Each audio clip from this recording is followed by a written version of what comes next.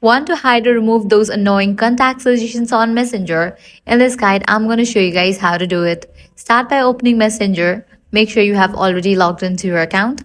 Now tap on three bars given at the bottom left. Now head over to the option settings.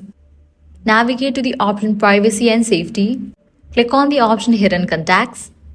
Click on add. Choose the contacts you want to hide from showing up in suggestions. Now let's remove contact uploading. For that, you'll need to head back. Navigate to Account Center, then head over to the option Your Information and Permissions. Now click on the option Upload Contacts.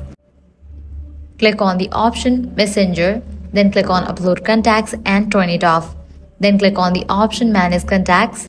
This will open a browser window with all contact syncs to your account. Tap Delete all contacts to erase them.